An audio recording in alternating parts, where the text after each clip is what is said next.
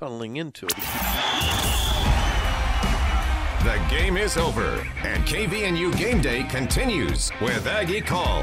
Your chance to talk about today's game. Sponsored by Alpine Home Medical, Advanced Heating and Air Conditioning, Les Olson Company, Jarek's Fine Jewelry, My Mattress, Elements Restaurant, Cache Valley Bank, Daryl's Appliance, Advanced Fireplace and Stove, Cache Valley Ear, Nose and Throat, White Pine Funeral Home, S.E. Needham Jewelers, Cache Valley Bank Mortgage, Castelite, and LSS Insurance. KVNU Game Day with the voice of the Aggies, Al Lewis. And we also have Ryan Bohm and Eric Franson and you. And again, it is your show. You get a chance to call in and talk about it at 753-5868. 753-KVNU. You just watched it on FS2 like us, going crazy. What a game it was. For pure watching pleasure, anybody in the country would have just gone nuts watching the game. Both teams over 600 yards of offense in the game, and the Aggies 49-45 with yet again another rally to win after a double-digit deficit, down 11 in this game. And Utah State comes back. Ryan Bohm across the way from me, former Aggie running back. They did it again. This team just doesn't quit. They believe they are in shape. They just keep throwing punches.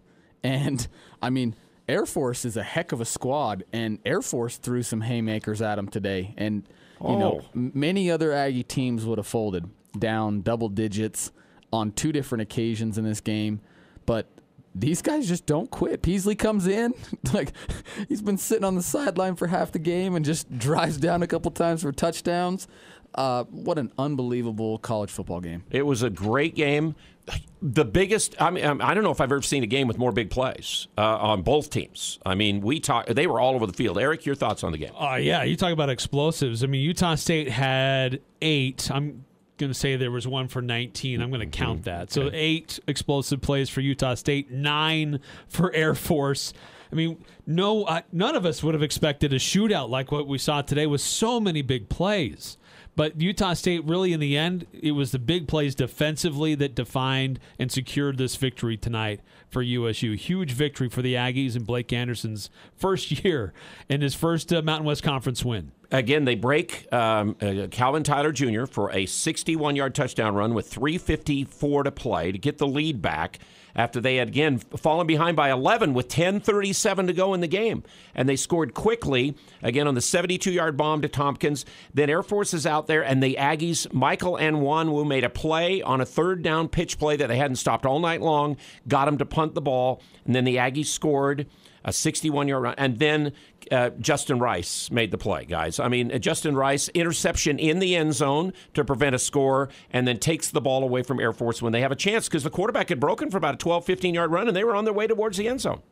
Yeah, it'll be interesting if he gets Mountain West Defensive Player of the Week again when you give up 600 yards and almost, 50 points. So that'll be pretty compelling, though. But he hits an interception, a fumble slash, and he takes 2 tackles for loss and 13 tackles, I think they said in the game. Yeah, absolutely. So he deserves it. Harry is, of course, going to call us, and it's a little more of a nice hour for you back there by Philadelphia, Harry, in New Jersey. What's going on? Good evening, gentlemen. I meant to call last week with the delays. It went to 2 a.m. again out here. Mm-hmm. I'm an old man now. I don't have the vim, vigor, and vitality of the legend Al Lewis. I like to go to bed early. But I like it too, but it doesn't happen. Yeah, well, next week everyone gets to wake up early out there, I guess. What a weird time that game is. But I landed in Cache Valley, Utah on April 14th, 2004. That was 17 years ago. I've been an Aggie 17 years, 1/3 of my life. I'm 51, do the math. This is the first time in my 17 years as an Aggie, graduated from Utah State, proud of it as I am proud of anything that I've done in my life.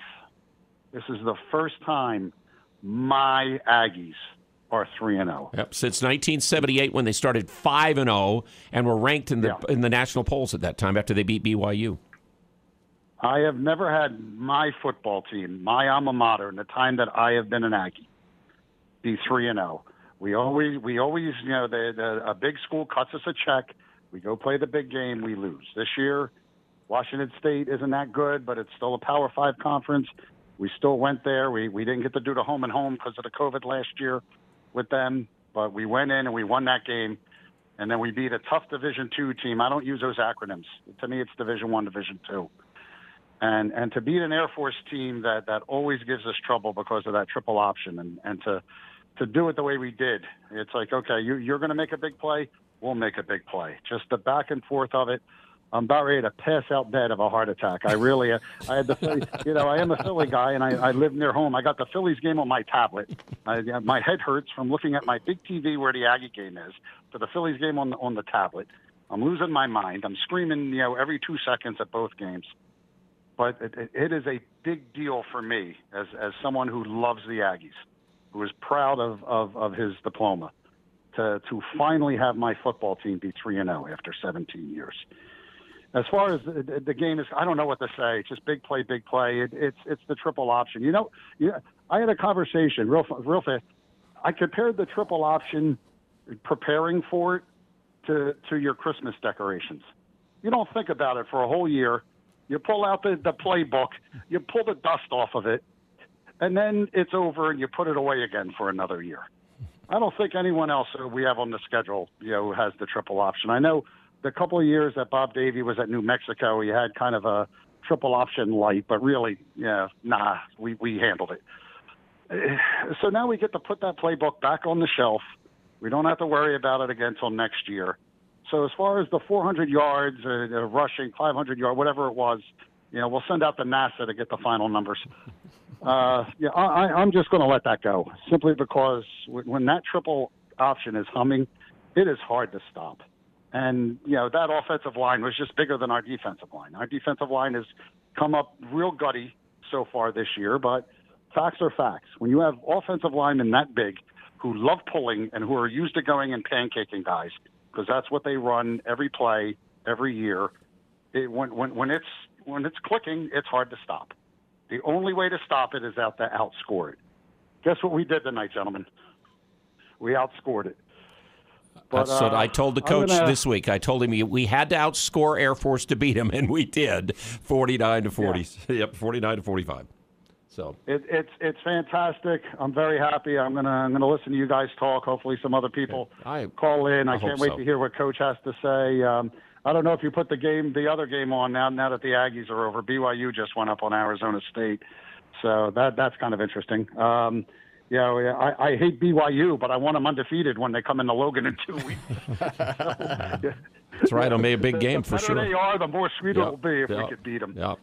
Harry, thanks for calling then. Appreciate it. I'm looking forward to hearing your comments, and to all the Aggies that are going to call in or are listening, wow, let's enjoy this. 3-0, so long. Yep. 1978. It is. The Aggies have been this good this early in the season. Yep.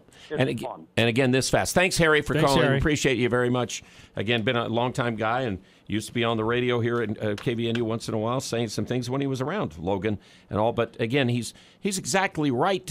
You'd have to go back to 58-56 in 1993, the BYU game, to have anything that was close to this kind of thing, in some ways, for an Aggie win. Al, you've charted this, so correct me if I'm wrong here, but 4 different occasions Utah State trailed by double digits in this game. 11 points, yep. 10, they were down 10-0, then they were down 23-13, 31-20, 45-34. I mean, multiple times in this game, they were down and should have been out. So they've been down in 3 games, double digits. We said don't do that against Air Force, but because of a bomb to Tompkins and another great run by Tyler and the defense finally making him punt the ball in between that, it worked to have it happen. And then Rice stealing the ball at the end of the game and ripping it out of there. And how about the confidence of this coach and his players? Going for it on third downs is okay. And they're having some success, downs. But under Coach Anderson, he's not afraid to go for it on fourth downs, even in kind of risky situations, Ryan, and he's having success. Well, there's just a swagger with this team. You got Tompkins, who's got a swagger. Peasley's got a swagger. Bonner has a swagger. I mean, But where does the swagger come in 1 year for some of these guys, Ryan? Is it just from the coach and the way it's done, or is it the group together that it just totally washed out where it's happened before and it was an all brand new start? Yeah, it's the all brand new start. It starts at the top. Obviously, Coach Anderson and his staff have created an environment where these kids believe. And they're going out on Saturdays and they're making it happen. And the beauty of it is it's just going to snowball. You start to do this, and now it's not a fluke. Maybe Washington State was a fluke. All of a sudden we do it again, and now we do it a third time against, like Harry said, I mean, Air Force is a game that you hate playing no matter what. Mm-hmm. Because all those guys are going home and they're just thinking ice tub and coach, can we have a couple days off? Like that is a horrible Getting game hit to play. from the sides on your legs and all of that all night long. Those defensive guys, like, they get hit. Oh my goodness. So to go to Air Force, first Mountain West game, get a win. Who cares if it was ugly? Yeah, you flush that out. You go back to the drawing board because that is just so different. But you have a ton of confidence knowing that we can put up 50 points if we need to. And obviously defense could play significantly better. So just a fantastic win all around. So many big plays, big performances. Peasley coming in after Bonner gets hurt and just doesn't skip a beat. Just the defense, they gave up a lot of yards. And the secondary had some problems in the passing game, stopping big explosive plays. When you gear up to run, when you gear up to stop the run the whole time, it's hard to play pass defense against Air Force. It really is, and they've always burned us with a couple of big pass plays along with their 400 yards of rushing. So yeah, it's difficult, especially corners. They have to come up and play that pitch man on the option, and so normally they'd be in their back pedal at the snap. Now all of a sudden they're maybe flat-footed or even coming forward, and then all of a sudden you got to get back on a route. And Air Force has got a bunch of 6'4", athletes out there. So it's tough. But, wow, what a gutty performance. Really something. Utah State wins. We want to hear from you. We've got, I think, the coach and some players that are going to be hitting to us in just a minute or two from the Falcon Stadium, where the Aggies win 49-45 tonight to go to 3-0 for the first time again in a long, long time. I mean, when you go back to 78 and, to start adding that all up, what is that, 43 years ago of Utah State Aggie football until this. And now it looks like we're about ready. They're starting to get the players in front of the Zoom microphone and camera at Colorado Springs or at the Academy. And so we're looking forward to that. And looks like he's got, Coach Anderson's coming in right now. So let's go to Coach Blake Anderson and find out what he has to say about the Aggies' great comeback win. What a game, man. What a game. Just same MO as the last two. Just guys won't quit. I keep telling them to turn on. They'll keep playing hard, that good things will happen, and that if we'll just keep giving great effort, that we'll make a play when we need to. And the game did not go at all like I expected it to go, but when we had to have plays, man, guys stepped up to strip there late from Justin Rice, the interception down and the goal, in the end zone. The big run by Calvin, just guys continue to make plays. Attitudes are amazing. The kids deserve all the credit. They really do. They just are resilient, and they're giving us unbelievable attitudes and effort every day, and they're growing together as a family and really enjoying what they're doing, and it's making our jobs very easy. Stressful, but easy. So, with Logan going down, I thought Peasley did an amazing job stepping up and doing, really improvising and making some huge plays late. It looked different, obviously, but man, to be ready when his number got called and to be truly prepared the way he needed to be. Got to give Coach Tuck and Peasley both credit to because we knew that situation was going to come up at some point, and could not be more proud. So anyway, it just makes the next one even bigger. And as I understand it, there's still a few tickets left for next week, and we need those suckers to sell out quick and pack the house, because we know what's coming to town, and this one only makes that one that much more important. So what questions do you have? Hey, Coach Al Lewis from KVNU. How about your finally stopping the pitch play on the 1 3rd down in the series before they got it there the one last time? You finally got the thing stopped. Yeah, frustrating all night. Clearly, the they just kept us off balance. We just seemed to be a step off. Early first half, it was the big throws and the big plays on long yardage. A couple they outflanked us, and we just felt like we were just a step away. But you got to give them just tremendous credit to get a couple stops when we had to have it. And that's hard to do, to keep positive and to keep from getting frustrated to a point where you get outside of the framework of what we do offensively and defensively. But they stayed with it and stayed positive. And when we absolutely had to have the play, we got it.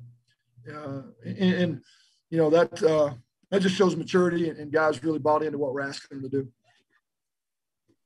Coach Jake Nielsen, Statesman, the play when Bonner kind of got knocked out of the game, I just want to hear your thoughts on that. Do you think it was a late hit and whatnot? And then expand further upon what Peasley was able to do coming into the game after that.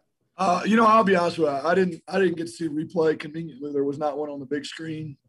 I heard from up top that they felt like it was clearly a late hit, but there's nothing we can do about it now.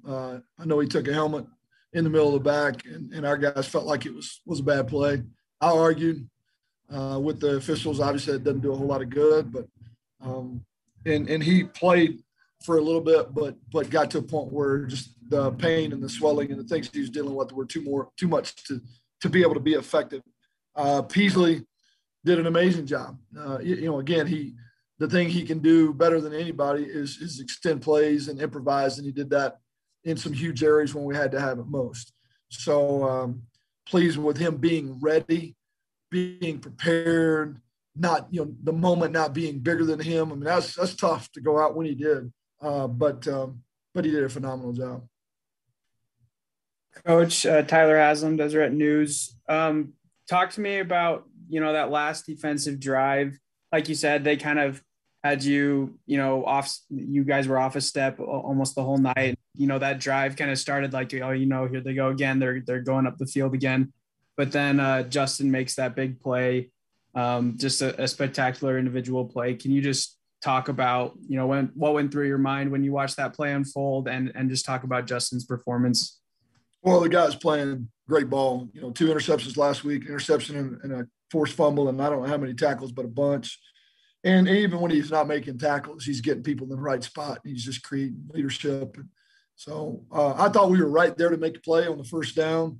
The very first play, we've got Hunter Reynolds right there to make the play on the throw, and great throw and catch by them. But, we knew they needed a touchdown.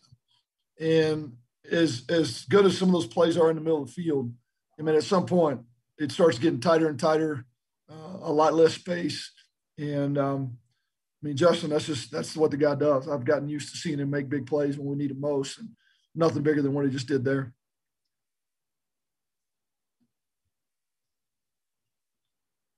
Coach Al, again, let me ask you about 2 plays. Carson Terrell, touchdown, and the shovel pass were huge. He hasn't played the first couple of games. And then Peasley's 2-point play ends up being huge as far as the game goes, too, because he's trapped on that play. Yeah, that's just him being a great athlete. And, when you've got obviously Logan distributes the ball at a really, really high level. Peasley has great ability to improvise. And in that particular situation, they had him dead to rights. But he is just much faster than you think in space. And he just has a knack to get himself in good positions and extend. And that one was huge. I made a bonehead call. I should have already had us ready to go for 2, and I didn't. And I hated to waste the timeout. And luckily, it didn't come back to haunt us. But that's when I made a note. Just didn't expect us to score so quick, but we did. Carson Terrell has been wanting to get on the field for a couple of weeks now, coming out of concussion protocol, and we wanted to be absolutely certain that he was ready. He wanted to play a week ago, and we held him. Weren't really sure that he would play this week. We got some good work yesterday from him, and he came out of that in good shape. So he only played limited snaps, but obviously the ones that he played were huge. That's, I think, just his experience showing up, and very similar to Peasley, being ready for the moment when it came. I got to give Sturzer a tremendous amount of credit at the job he's done the first 3 weeks, being thrown out there in a ton of situations that he stepped up and blocked amazingly well, and then caught the one ball we threw to him tonight that moved the chain. So I'm really proud of both. But it was good to see Carson. He'll get more and more playing time as we move forward. And I just think his veteran leadership will do nothing but help us offensively. Coach, it almost seemed like the storyline of the night was going to be Air Force's big plays. They had like 7 plays of 50 yards plus. How much of that in your mind was a failure schematically for you guys versus just Air Force being really good at what they do? Well, they're good at what they do. There's no doubt. I mean, you got to give them credit. Mike Thiessen does a phenomenal job with their offense. He makes you defend everything and does a great job of countering you when you take something away. And we had a couple guys dead to rights. They just broke tackles and went the distance. I thought we did a really poor job in coverage early. We did better in the second half, although I don't know that we ever felt like we were right where we needed to be. We did feel like we could match scores with them. I didn't expect the game to be near the high-scoring game that it ended up being, but we did enough defensively. You know, we did enough to get the stop and put our offense in a position to go down and win it. And man, it was, you know, just huge play late to get ourselves in a position where we could hold it off. Coach, you've mentioned in the past that, you know, your team's conditioning has been key in all of the victories that you've had. You've kind of preached that. Another double-digit, you know, deficit that you guys came back and you pulled out the win. I think that's one in every game so far. So talk to me a little bit about that. Is that still the case? Is it conditioning? Absolutely. Absolutely. I think 2 things, guys' willingness to keep playing, not quit, not get frustrated, believe that it's possible. Stay positive, stay within the system of what we're doing. Just, I think that's the mindset. Number 1 is huge. And then our willingness to continue to play at a tremendously high effort level. And you could see it starting to take its toll. Our run game got better. Our protection got better. We started beating them to the ball on defense, and we were not doing that early. And we created turnovers there late. I think every aspect we continue to play at a high rate of speed. And you can see fatigue setting in on them. And that was, I told our guys, just keep it close. Guys, in the fourth quarter, it's going to pay off, and it did again tonight. Coach, you mentioned the run game got better, and obviously that was the game winner for you guys was Calvin's big run there. Take us through just what you saw from that play and just how big it was for Tyler to step up there. Well, the ability to not get caught is huge. I mean, you know, when you get out in the open, you got dudes chasing. You did not have a lot of space. You know, a lot of times guys will get caught, and now you're still trying to score. But to get it in the end zone and then the defense to go out and play like they did, huge. Maybe even bigger than that is going out and being able to finish the game on the ground the last series and not having to put the defense back out on the field. I mean, anytime you put the quarterback out there to kneel the ball, you've run the ball well when you had to. And we were able to do that late. And they helped us a little bit by, I think, being very risky and trying to knock the ball out of the center's hand. But we were in position to make them have to do that by running the ball well in the first couple of downs. One final question for Coach Anderson. No other questions? Coach, have you ever won a game where you've given up 600 and something yards? I don't know, man. Stats sometimes. Probably somewhere along the way, but hey, man, just one more than them, I guess. One more than them. First time for 3-0 for the Aggies in 38 years, I think it is, something like that. So love it. Tell all the fans, man. 33, I guess it is. Place. I hope it's loud. Tell them all, please. Okay, good job. Again, Coach Blake Anderson, sorry about that. I got that Freudian slip there. But again, the Aggies do win, and the coach brought to you by Jarek's Fine Jewelry. Again, they've got charm bracelets, necklaces, earrings, birthstone jewelry to go along with, of course, their great rings, custom designs, all of that. Again, Jarek's Fine Jewelry bringing you the coach. It looks like Andrew Peasley's going to come in. I hope you're making notes, Eric and Ryan, because I'm going to have you come back to that. But let's go to now the Aggie we got junior quarterback Andrew Peasley tied his career high with his 3 touchdown passes. I don't have the stats in front of me, so I can't tell you everything, but I can tell you that. Let's just go ahead and start asking Andrew questions.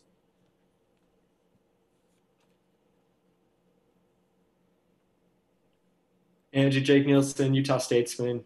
What was going through your head when Bonner got knocked and all of a sudden you're in the game? And, dude, how were you able to pull that off tonight? You know, I take preparation seriously throughout the week just in case things like this happen. You know, you don't want them to. He went down and from there, I just, coach talked to me, just said, go out and execute, do your job, and things worked out good. So. Andrew Al Lewis, KVNU Radio. Talk about the great passes, obviously, for touchdowns. Any of them you want to talk about on those plays. But then your 2-point run was huge in this game. Talk about that. Not how we drew it up, but, just made a move and just get in the end zone. I thought everyone was blocking really well. Yeah, that's it, really. Any of the passes stand out to you? I mean, the bomb to Tompkins, the one over the middle that you got to in the end zone to, what was it, Bowling or Tyler? Terrell? I don't know which one of those you threw. Carson and then Brandon Bowling and DT. Yeah. The double move to DT, just give that man a chance. He's going to make plays. The one to Brandon Bowling was just a scripted play. They blitzed pretty hard on it, and I got the ball out. And then, Carson Terrell is just a big body, put it on him and scored. I don't think I did anything special on those. We just executed as an offense and put us in a good hands to win. Andrew, Jason Turner from the Herald Journal. When you guys close out games like this and you have moments like this, how much more worthwhile does that make the pains that you went through last year? How much more rewarding is it that you had to go through that when you get the payoff like this? Last year was it was a long season. So, finally this team is coming together. We don't really look back on the past a lot because it's always the future and what's ahead of you. So I think this team is just really buying into what Coach A is planning. And, I think that we play full games very competitively and we come out with wins. And I think that's the reason we're 3-0 right now. So.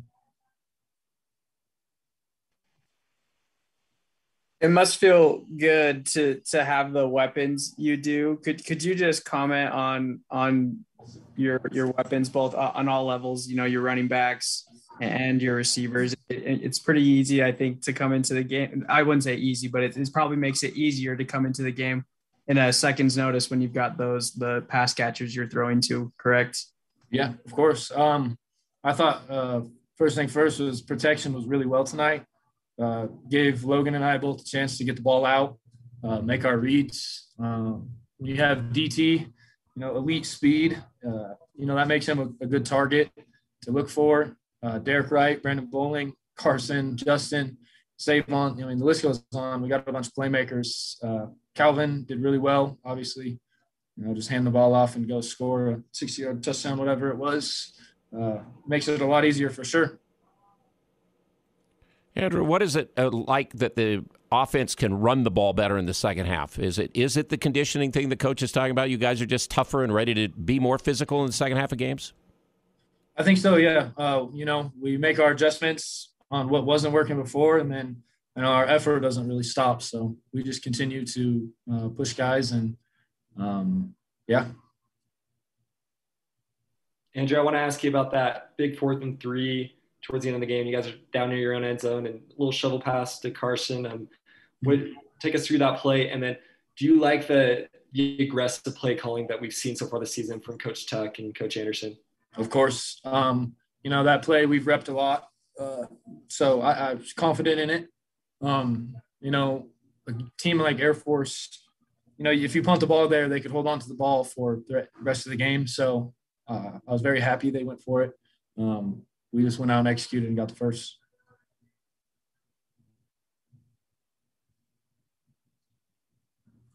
Anything else for Andrew? Okay. Thank you, guys. And the quarterback tonight brought to you by Daryl's Appliance. Again, in beautiful downtown Benson, you buy from Daryl's. It's your one-stop appliance shop experience. Salespeople, famous appliance repair, and, of course, replacement parts as well, and an in-house warranty department. It's Daryl's West on Airport Road. Aggies, if you're just tuning in, 49-45, scored with 3:54 to go, had come back from double digits again in this game, and then it was Justin Rice who took the ball away towards the end of the game, and it looks like he's stepping in right now.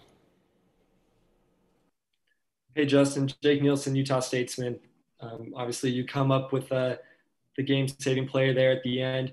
And what was your mindset with that? Like, we needed a turnover, or like it almost looked like it was desperation from you guys. Is that an accurate assessment? We just knew that they were all in to score, and all week we talked about the quarterback's ball security once he gets past the line of scrimmage is not very good. So whether it's a fourth down stop or a turnover, either way we get the ball back for offense is good for us. So I just saw him loose with the ball and just started going after it. Justin, talk to me, because I've played in football games where maybe defensively I've given up more yards than I would hope to. And you guys obviously gave up a bunch of yards today, but you did make the plays that you had to when you needed to. Just talk to me a little bit about the defensive unit's mindset. I mean, you guys have to show up at every possession, and you guys stayed in it despite giving up the yards. Talk to me about your mindset and just the way that you attacked it, even up until the final possession.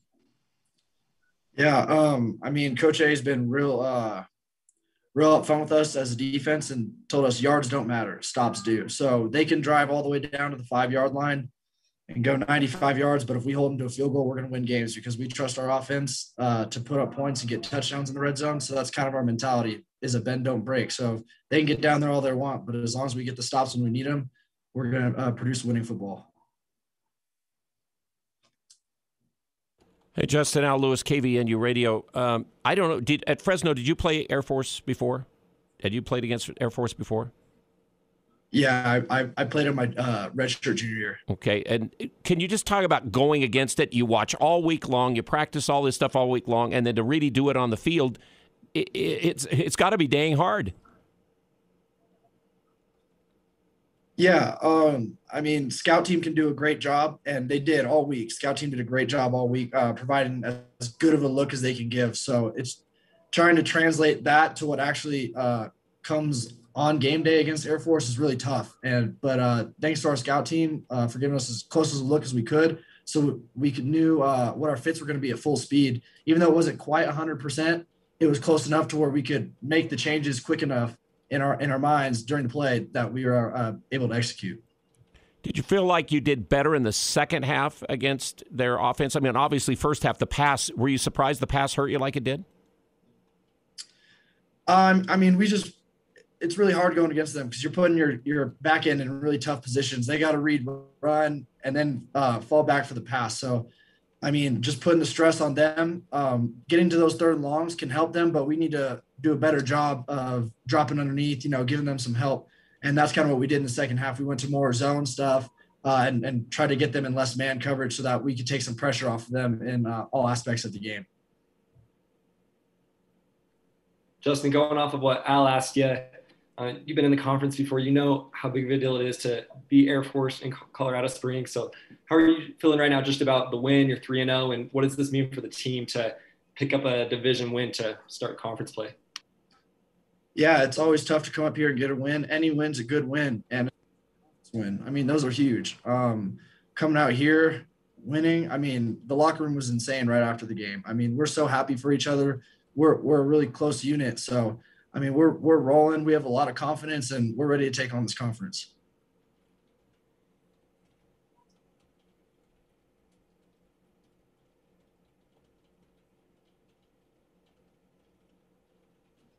Anything else for Justin? Okay, that's it. Okay, that looks like it'll take care of the player interviews. We heard from Coach Anderson. And remember, we'd love to hear from you now, Aggie fans. You've watched it. You've heard the coach. You've heard the players. What's your reaction to 3-0 since the first time 78 as this team marches on? Yeah, my math was 43 years, I guess it was. And so 753 KVNU.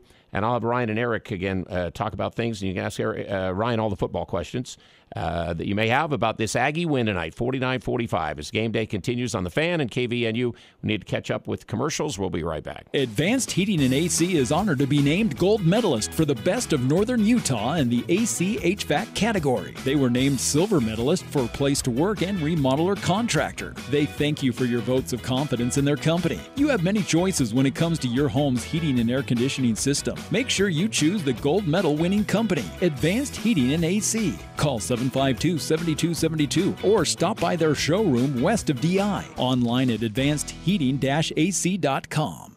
Ascent Aesthetics is a premier aesthetic practice. Doctors Benyon, Blotter, and Robinette of Cache Valley Ear, Nose, and Throat are proud to offer you a professional aesthetics team. The Ascent team is passionate about education, best techniques, products, procedures, and services. If you're looking for help with Botox, fillers, microneedling, laser hair removal, medical-grade facials, or skincare, Ascent will help you feel confident, beautiful, and refreshed. See which Ascent service is right for you and learn more at AscentAesthetics.com. That's AscentAesthetics.com.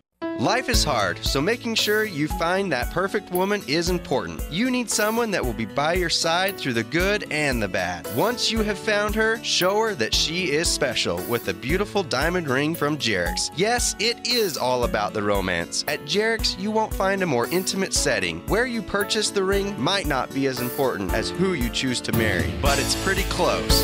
Jerix fine jewelry. Make it special, make it Jerix. This is Dave Simmons for Les Olson Company. It's first and goal on the 10-yard line. Your team is poised to make the play of a lifetime. Your quarterback hands off to the running back who rushes right into a wall. Now the away team says they'll take the wall out of your way, but only after you hand them a suitcase full of cash. That's exactly how ransomware works. In 2020, half of all organizations were victims of a ransomware attack. Don't take risks. Take action with the Les Olson Security Suite. Get your free network assessment at lesolson.com. This is Ryan at My Mattress. A few nights ago, my wife Amy and I were at a movie in Lewiston. It was late, so when we got out, we drove around a little bit. What did we notice? Every light in Lewiston was on. Nobody was sleeping very well. The next day, I checked my computer at My Mattress to see how many people in Lewiston were sleeping on an IntelliBed. The answer I found? Not many. Lewiston, I thought we had this figured out. If you want to sleep soundly, you gotta buy an IntelliBed. Only at My Mattress. KVNU Game Day continues with Aggie Call. More analysis about today's game and your chance to talk about it. Call 753-KVNU or 800-369-KVNU. And again, come on, Aggie fans. I mean, this is record-setting for Utah State to be in this spot where they're at after a 49-45 win. You got to have questions or comments about the game. We've got Ryan Bowman, played for the Aggies, who knows the game of football very well, and Eric's across the way. And Eric, you've got another way besides if people don't want to call in, that they could maybe say something to you, and we can bring it up what they've got on their minds. Yeah, that's right. We use this text line for the full court press during the week, and on the fan, if you don't want to call in, if you're embarrassed or too bashful to make the phone call, you can text us 435-369-0321. That's 435-369-0321. You can text in, and we'll include that in part of the conversation on Aggie Call tonight. Okay. Analysis, guys, from what you heard from Coach. We'll start with Mr. Bohm. What do you think? Or players or Coach? Yeah, I mean, Coach A, guys don't quit. And that's kind of a theme that we've talked about, is that these guys are resilient, and they do believe. And, I think I'm starting to believe, too. I mean, I think we all are with what we're seeing, huh? I mean, the Washington State game, we were kind of all in shock, like, hey, this never happens to us. And it was like, hey, that's fun, but I'm sure we're going to, come back down to earth. And now all of a sudden it's like, wow, it's happened a few times in the same season, back to back. And we haven't seen that for a long time. Yeah, so I think we're all starting to believe a little bit. I think we really are, too. So we do have Trevor who wants to join with us here on Aggie Call. And again, we appreciate Trevor. Now, come on, Trevor. Hopefully you can open up the floodgates, because Aggie fans need to talk about things or ask questions or make comments about a 3-0 start with a 49-45 win over Air Force. You're up on Aggie Call at 753 KVNU. Go ahead, Trevor. Well, I'm saying it for the second time this season, but good things like this don't happen to the Aggies this often. So I'm very excited. Players made plays. But, man, I heard all week from every media outlet that, the coaches do leading up to the game. Coach Anderson saying, oh, we've played Georgia Southern. Oh, we've played Georgia Tech. Oh, we've played Navy. And these are professional coaches. And I feel like the coaches put our players in a bad position, especially on defense. I feel like they were professionally embarrassed. I feel like our secondary was not in the best position to make plays. Air Force only punted once. all those 45 points, they all came on the defense. That wasn't special teams. There wasn't a pick six. So I'm glad we got players that make plays, but I'm a little bit concerned about our coaching staff's ability to prepare our team. So hope they do better. Glad we got Justin Rice, Andrew Peasley, and Devin Tompkins, but go Aggies. Okay, thoughts on what Trevor had to say, guys? Well, in some cases, he's not wrong. I mean, you give up 600 yards of offense and really struggled on the back end with some of the things that they do. Air Force is a unique animal, and this coaching staff, while it does have a few members on that staff who have experience against Air Force, by and large, this coaching staff doesn't. And even if you've gone against other teams that run a triple option, Air Force is still a very unique animal. Yes, I mean, the Aggies win. They put up a ton of points. Thank goodness for that. But the defense did struggle on some plays that just they couldn't solve. We've only had 2 defenses since we've joined the conference to play Air Force that have held them around 200 yards of rushing. And that was the first 2 teams. And remember, those were, one team won 12 or 13 games or whatever, 11 games. And the other one was, Gary Anderson's last year. So, again, those are great teams and all that stuff. Well, it was Matt Wells' first 2 years. Really, it was. So. Yeah, I mean, Trevor makes a good point. You give up 600 yards of, offense, and you got to look at yourself in the mirror and wonder if you prepared properly. There's no question there. But again, anytime you play Air Force, you're going to give up yards. And yes, 600 is excessive, honestly. And 45 points. But they're doesn't win. They're going to put up 400 yards of offense against every team in this conference every single game. That's the way it's been. They've been in the top 10 rushing for like 40 straight years in college football. Yeah. So every team in our conference, even the best teams, are going to get the ball run down their throat against Air Force.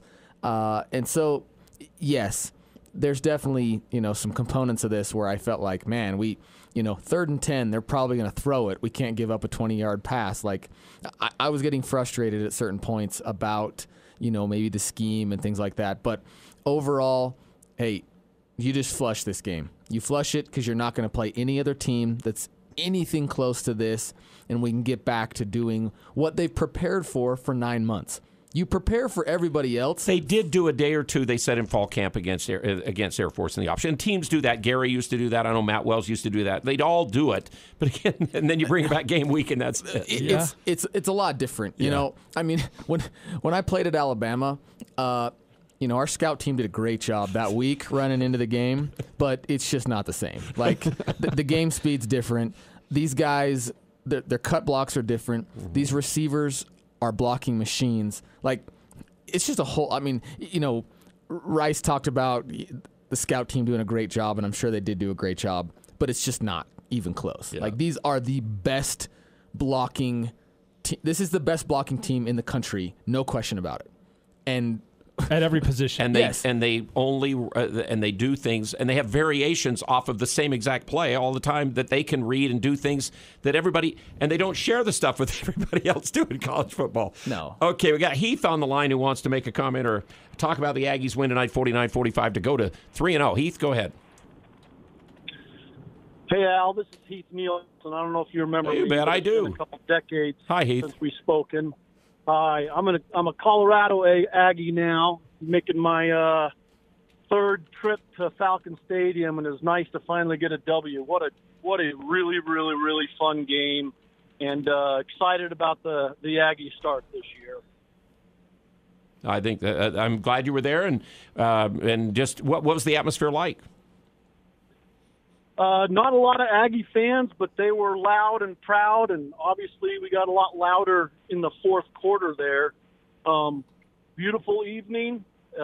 Most times that I'm in Falcon Stadium, we're all bundled up and shivering, so it was nice to play them early in the season.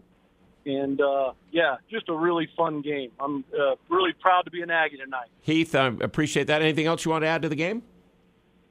Nope. Well, it's nice to hear from you. Everything you do. Yeah, well, I appreciate you, and again, it was great working with you when you're here those years. Okay, Heath? Thanks for the going call. well. All right. It's nice to hear from you. Got one more here, and it's Tyler. And Tyler, you're on Aggie Call postgame, 753 KVNU, the number. Go ahead.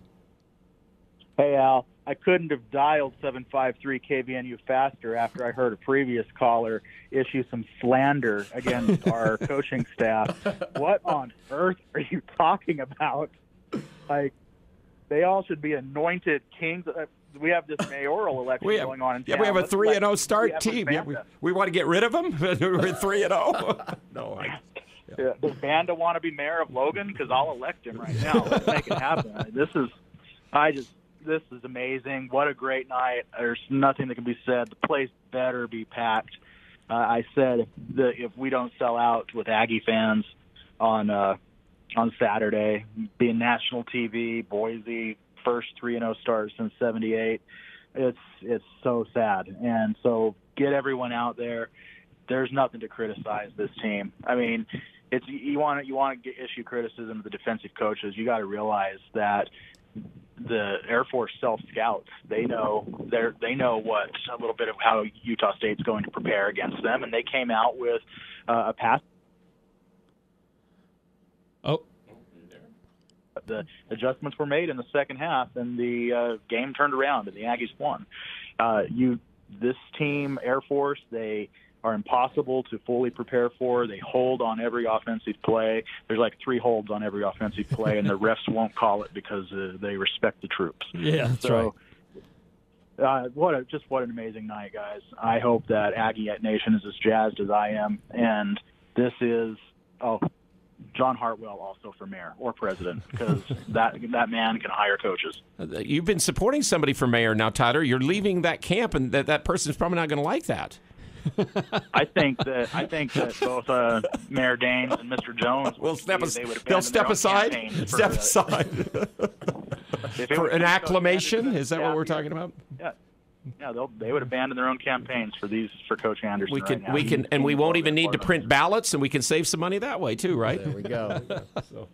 All around. Appreciate you guys. Tyler, it's very nice to hear Tyler. from you. Thank you very much. You got Jeff waiting on the line, so let me get to him right there. Jeff, go ahead. You're on Aggie Call. Incidentally, we're on, again, it's KLGN, AM and FM, and KVNU with our Aggie Call postgame. Jeff, go ahead.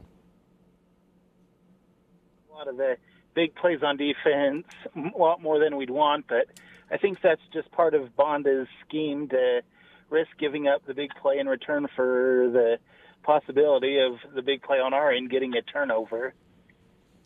Well, I know they turnovers are a big deal. News at the top and bottom of the hour. News Talk KVNU. I think we've already done that. So go ahead. So I think he's making a point about the defense again and scheme. So I got you joined a little bit late there, Jeff. So would you say that again, please, so we get Derek that? Dennis, I was just saying that. Yeah, I mean, Bonda is willing to risk giving up the big plays in return for the possibility of a turnover or big losses. Okay. Your thoughts on that? Do you think we're doing that, Hundi? I mean, there's something about going man across the board, putting guys on an island and risking in that fashion. I don't think I saw that today against Air Force. It was almost, I saw a lot of space. I mean, our corners were playing pretty deep many times, and their routes, I mean, it was almost kind of like, hey, if they pass, let's just make sure they catch it in front of us. It almost appeared like what I saw defensively. So, and then the first one they threw over our heads. Yeah, I don't feel like our back end was super aggressive today, like I would have hoped to have seen. I would have liked to have seen us play more man, pressing up front. Like, if you're gonna dare them to pass it, then like put our guys on an island and make them make plays instead of, if they got a 6'4" receiver on our 5'10" corner, like that's a mismatch all day in space. So let's try and disrupt them at the line. Obviously, their quarterback doesn't want to throw the ball. Timing is super important for them because he's just not a throwing quarterback. So I don't feel like we did a great job disrupting timing and things like that. But back to what Tyler said, look, I don't think there's a lot of criticism to be thrown out tonight. for a game like this. No, because to pull it out, it took the team. It took a special teams play, which was a 2-point conversion that changed the course of the game and got us back a little bit closer there and kept the momentum going. It took the defense to, again, make that stand on the third down, make them punt before we got the Tyler touchdown to take the lead, and then the strip, obviously, in the game, and he intercepted in the end zone to stop another scoring chance. So, and then, of course, we saw offense with huge plays. So it took the team. It really did. Yeah. Huge. All right. We need to take a break if we get a chance here, so we're going to do that right now. But love to have you join with us. 49-45, the Aggies over Air Force. They're 3-0. They lead the conference at 1-0. San Jose's playing Hawaii tonight in the other conference game. We'll update you on other scores when we come back as well. Getting engaged? For more than a century, SC Needham Jewelers has been selling diamond engagement rings. Known for our quality and impeccable service, you'll enjoy a relaxed and comfortable atmosphere. Choose from an expansive collection of natural and lab-grown diamonds. You'll find a beautiful diamond at an affordable price. Then we can mount it in her favorite ring. You'll get SC Needham quality at internet pricing. Open Monday through Saturday, 10 to 7, where Utah gets engaged. SC Needham Jewelers, middle of the block at the sign of the clock. Colonel? Good morning, sir. I see you found a way to keep our cannon out of the mud. Pavers, sir. As a mason, I used to lay them for courtyards and patios. Brilliant. Thank you. They hold up beautifully no matter how punishing the conditions. I can see that. Say, after the war, think you'd be available to pave my patio at Mount Vernon? Stone pavers from Castellite really catch your eye. Do it yourself with the expert help at Castellite. For all your brick, block, rock, paver, and tile needs, go where the pros go. Castellite.com. Hi, this is Ashley with LSS Insurance. Have you heard? The marketplace is making major changes. Improvements to affordability through the health insurance marketplace by increasing financial assistance, lowering your premiums, and more generous cost sharing to lower your out-of-pocket max. If you have coverage, come in to see if you can save even more. Never applied? We can help. Go to lssins.com or call 752-9493. That's 752-9493. My name is John Brenchley. Last year, my father, Lynn, passed away. Our family misses him tremendously. From the first phone call we made to White Pine Funeral Services until he was laid to rest, White Pine helped us every step of the way. The staff was there to guide us through the entire process. They were kind, gracious, and their facilities are amazing. White Pine helped to make the difficult situation of losing my dad into a positive experience where we could remember him and celebrate his life. White Pine Funeral Services, here when you need us most. Where news and talk comes first. News Talk KVNU, 610 AM and 102.1 FM. And we're also, of course, on The Fan tonight, our sister station, the sports talk station here in the Valley. KVNU's covered the Aggies since back into the 40s with as much coverage as we can, and this is what we can do for you. Pregame and postgame, giving you all the opportunities to find out about your favorite team. Going to the game next week early. Just have us on before the game. We'll tell you all about the 10 o'clock start on national TV for the Aggies of Boise State, who are in a really close game. What happened just recently in the Boise game, guys? Oklahoma State's up 1. It looks like Jalen Warren, interestingly enough, that plays for Oklahoma State now. Former Aggie. Former Aggie. It looks like he just coughed it up. So guy's stripping the ball away from him as he's going down. Yeah, the ball's out. That's a fumble. Yep. And Boise scooped and scored, but they blew it. They blew the whistle. It dead. Yeah, so it's 4th and 3. Yeah, but Jalen Warren, former Aggie, he's what has he got? 216 yards and 2 touchdowns in this game. He and Jason Shelley played each other in the first game of the season. Oh, really? Oklahoma State played Missouri State. Oh, and they were both involved in that game. Oh, now it's under official review. Well, okay, and again, so they'll probably give Boise the ball, but they can't give them the touchdown because they blew the whistle when the guy was running back. So BYU was up 21-7 the last time, and Utah lost their game on an official review in the third overtime. Yeah, unbelievable. I guess apparently in the third overtime in college now, instead of getting it from the 25 and then having to go for 2, they just give it to you on the 5 and you go for 2. San Diego State got theirs. It appeared that Utah had gotten theirs, but on a official review, ball touched the ground, incomplete pass, and San Diego State won. Okay. And we've got Caden waiting very patiently to join with us on Aggie Call. We'd love to have you. 753 KVNU. Caden, go ahead. Yeah, just wanted to call in. Just super excited for the Utah State win. And I just think this coaching staff is pretty special. It's going to be a fun year to watch them. But I had a couple questions that were kind of weird to me about the game. Like, it was early on in the game, and we scored, and then we tried an onside kick, and I thought that was kind of strange to try that so quickly. We'll have to ask the coach about that That's Monday a at the good press question. conference. And it just in the euphoria of everything, we kind of lost that in the first part of the game after we did score the very first time, tried the onside kick. And eventually, though, that was, again, where they got a field goal out of that play when it looked like we had recovered a touchdown after that deal. So I think it was. No, and also no, it was later than that. It was after. We actually, that Rice score intercepted in the end zone on that series. They were already up 10-0 before we scored. So then it was on that series where we tried the onside kick and they recovered. So. Okay. Yeah, later in the game, too, when Bonner got injured and Peasley came in, did great, and they scored a touchdown. It was weird how they put Bonner back in then when Peasley kind of had the hot hand.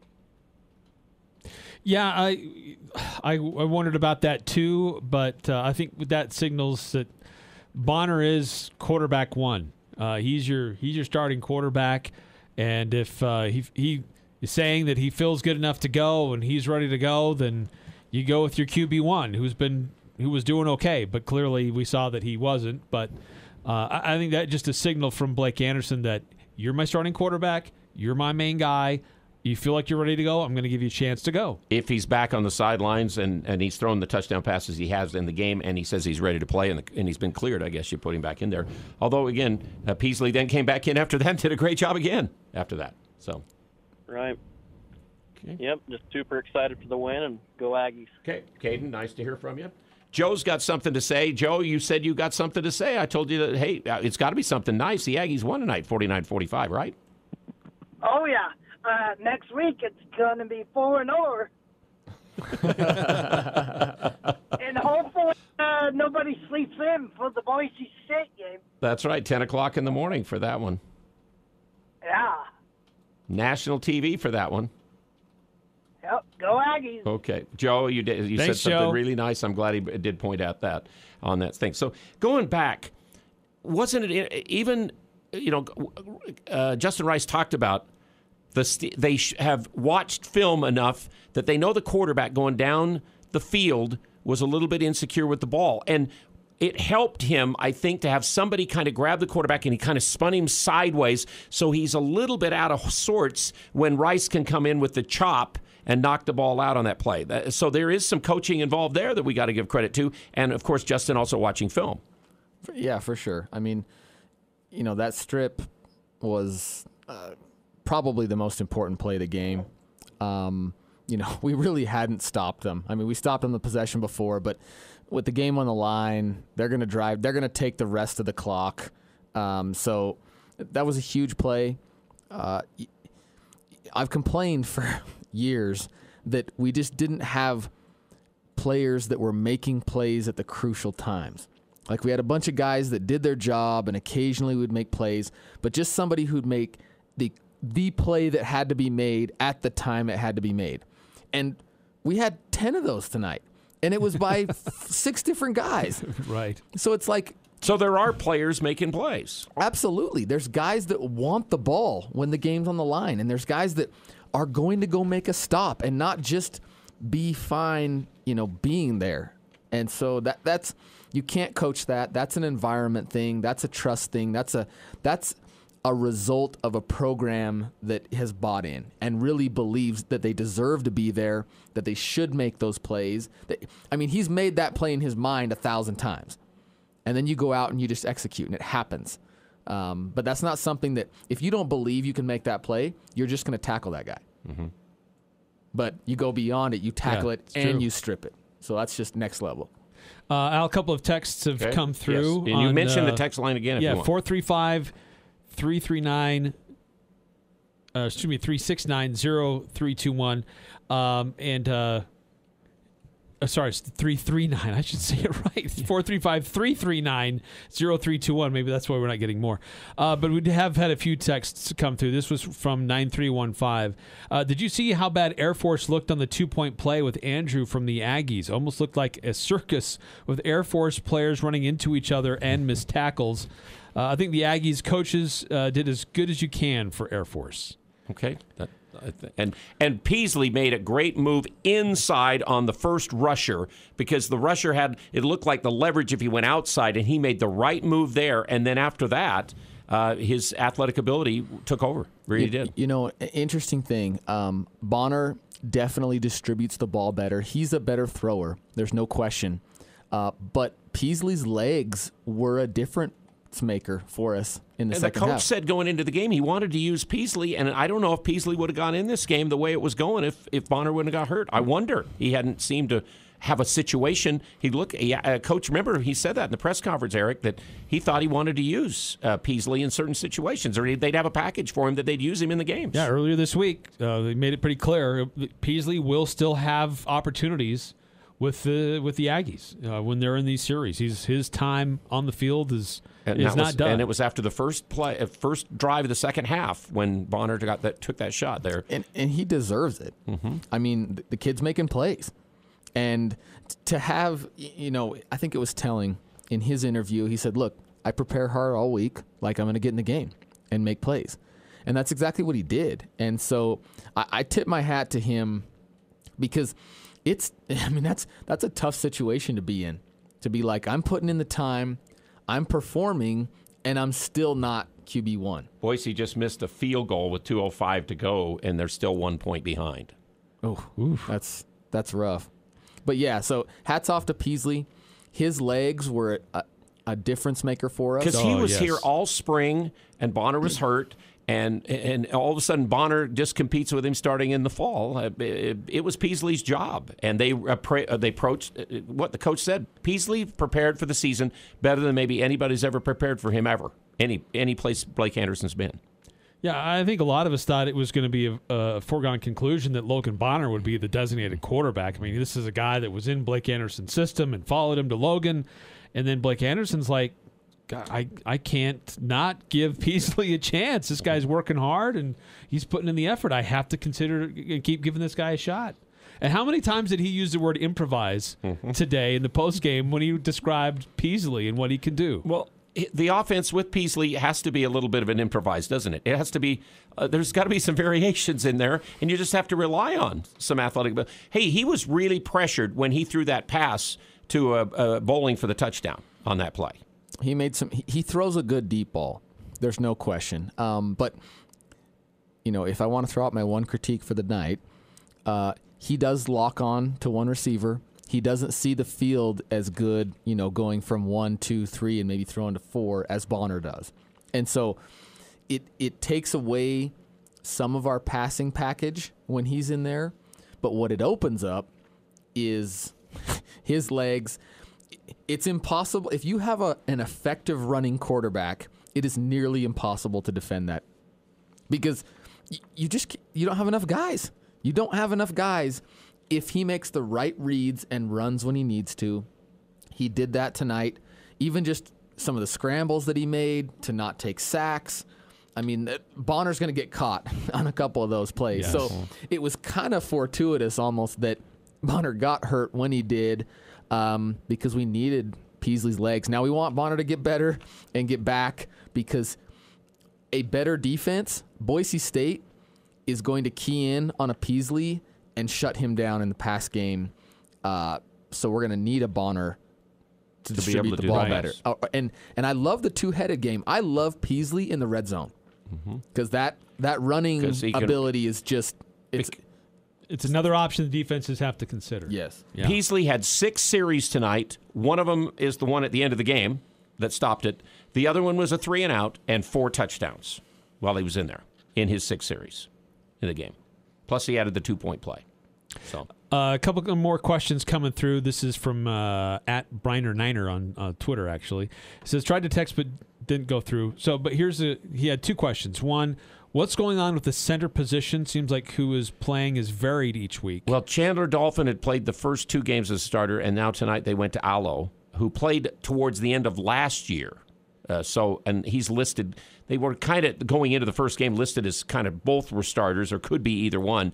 And now it's been mostly Dolphin, but now they did switch. And I think Allo played the whole game tonight. I heard Dolphin was hurt. Okay.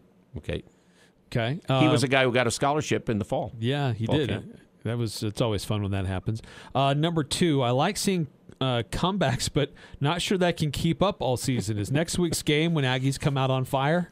Okay. Rather than wait. Well, I mean, we got down 10-0, got it back to 10-7. Actually took the lead, remember, 13-10. That's true. In this game in the first half. So a few more coming through on our text line. This is from 5452. The no flag on the Bonner cheap shot was ridiculous. It was. Defense came up big after some tackling troubles. Peasley played huge.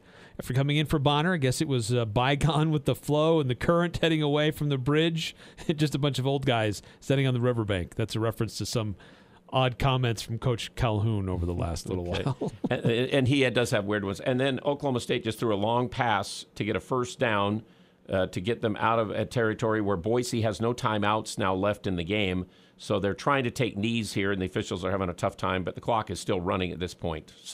But it looks like Oklahoma State might hang on to a 1-point win on the blue turf. So Boise will have 2 losses, but again, they're to Central Florida where they blew the game, and this one here where it looks like they maybe had chances, and maybe the officials blew a whistle too early on a play that maybe they would have scored on and won the game with. So there'll be talk about that coming in, but they're Boise State. They're the team that nobody has hardly been able to beat in this conference ever, and you have to beat them to win the championship. You really do. Yeah, next week, Boise comes to town. As always, they're going to travel. If we don't buy the tickets, they will. They will buy the tickets. So they'll be in town next weekend, and we need to welcome them to Logan, to a new team, to a new environment. I can't say that there's not a decent chance that we need to, come back again next weekend, being down. But it would be great to get out in front and stay out in front, score like we have, play a little better on defense. But what an exciting environment. Who would have thought a month ago, if you had told me that when Boise was coming to town, we'd be undefeated and scored as many points as we have and all this other stuff, I would have laughed. So it's fantastic. There's the handshakes from Andy Avalos and Coach Gundy at Oklahoma State. So Boise State did lose 21-20 to Oklahoma State in that one. We'll come back with more of Aggie Call. You can use that text line that, again, they use on the Fan for their full court press. You can call us at 753-KVN. You had a lot of calls tonight, and we should, because the Aggies, again, are 3-0 with the win tonight, 49-45 over the Academy. Hi, this is Brent Wallace with Cache Valley Bank. We love supporting local events like the Cache Valley Parade of Homes happening September 30th through October 9th. As you tour these beautiful homes, we invite you to visit our recently renovated Cache Valley Bank branches. Show your parade ticket and receive a complimentary sampler box of Bluebird chocolates. Visit one of our 7 locations from Smithfield to Hiram, including our mortgage office. Stop by during the Parade of Homes, meet our staff, and pick up your free chocolates. Cache Valley Bank, member FDIC. Who do you turn to if you want to change out your wood or pellet stove? Advanced Fireplace and Stove was voted the gold medalist for Best of Northern Utah in the fireplace retrofit category. With the government's wood and pellet investment tax credit in place right now, they can help you navigate the paperwork on select models up to a 26% tax credit. That covers everything to have a new wood or pellet unit installed. For more information, call Advanced Fireplace and Stove, 752-7272, online at advancedfireplaceandstove.com. Hi, I'm Kathy with Daryl's Appliance. I'm your luxury brand sales associate in Logan, Utah. This is Dory. She is from Roth in Salt Lake City. So at Roth Living, we have a variety of products that will help you to select your luxury appliances and a full line of Sub-Zero, Wolf, and Cove. We have select products that will help you start the process of selecting your beautiful kitchen, and then you are welcome to come down to the Roth showroom. And then we work with Kathy to help you finish your selection for your luxury kitchen. I'm here with Jay Broadbent from Alpine Home Medical. Jay, I hear your ads for CPAP resupply all the time. What do I need to do to just get that taken care of? It's easy. We can set up your CPAP resupply within a few minutes. We'll work out all the insurance for you, and then we'll start mailing the supplies straight to your door. You can even chat with a CPAP specialist online. Just visit us at alpinehomemedical.com. We'll have you sleeping better in no time. Alpine Home Medical, we bring wellness home.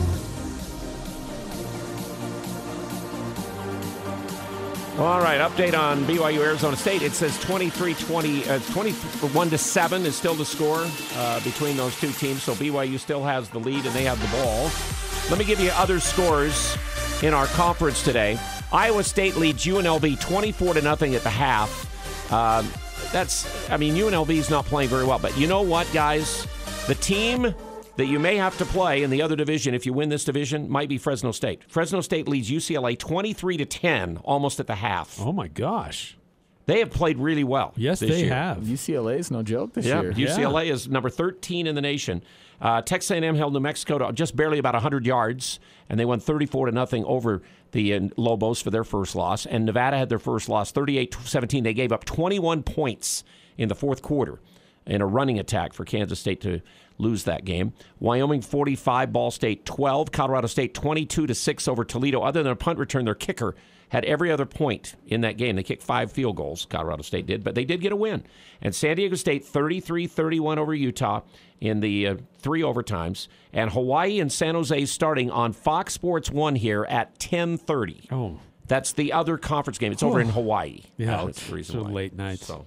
Hey, a couple more texts that have come through on our text line. Our number's still available at 753-KVNU for just a moment or two if you want to call in. 435-339-0321 on our text line. You may as well elect Ephraim Bonda mayor because he didn't do a good job this week. Defense needs to improve to be 4-0 next week. Go Aggies.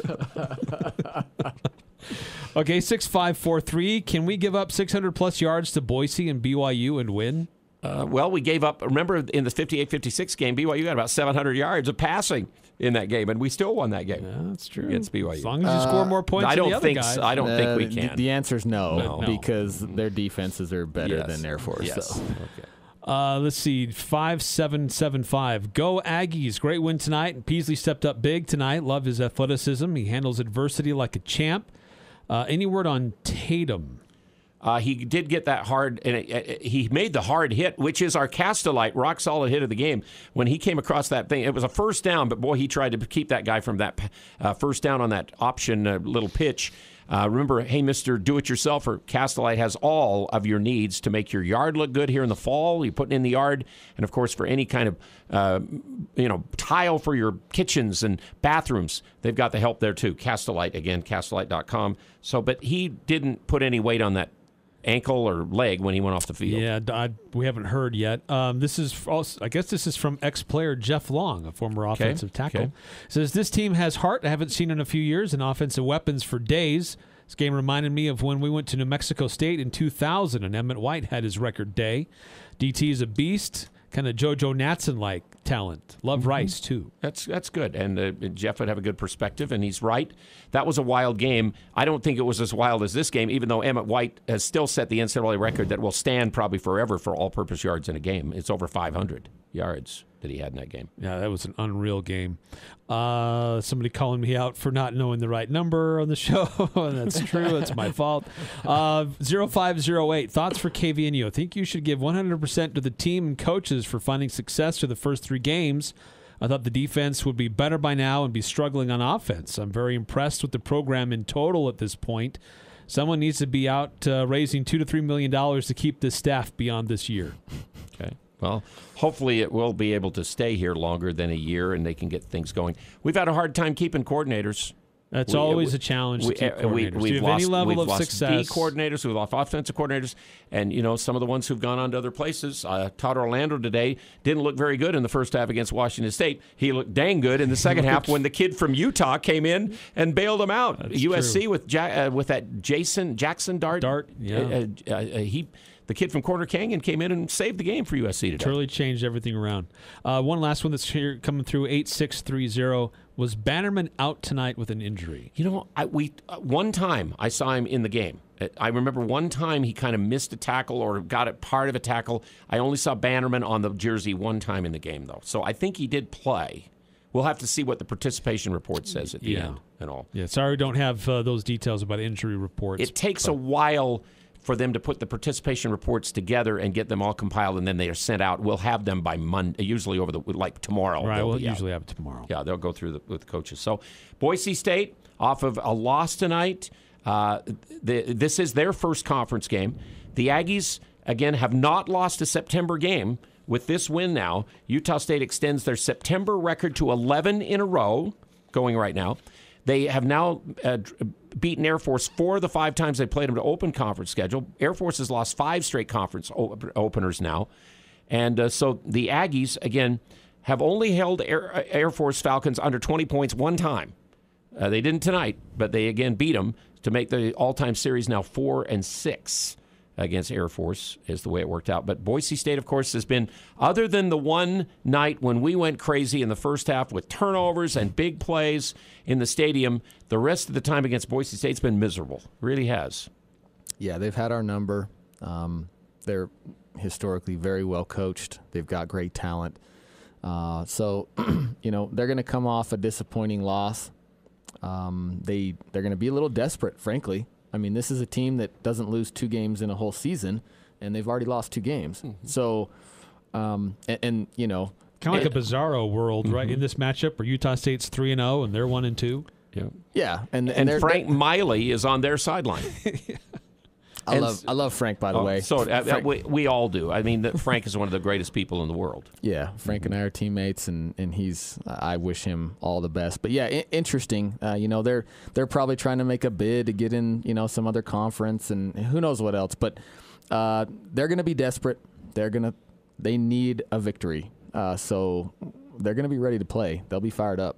There's no doubt about that. Again, it's coming up again at 10 o'clock next Saturday morning. For national TV for CBS, a rare deal for our conference to get a national TV game on the CBS regular network. We're not talking about CBS Sports Network. This is Channel 2 in Salt Lake. Big deal. Mm-hmm. This kind of goes with what you were already kind of talking about, Ryan, but a specific question directed to you from 0508. What do you think about the Aggies' chance to beat Boise next week?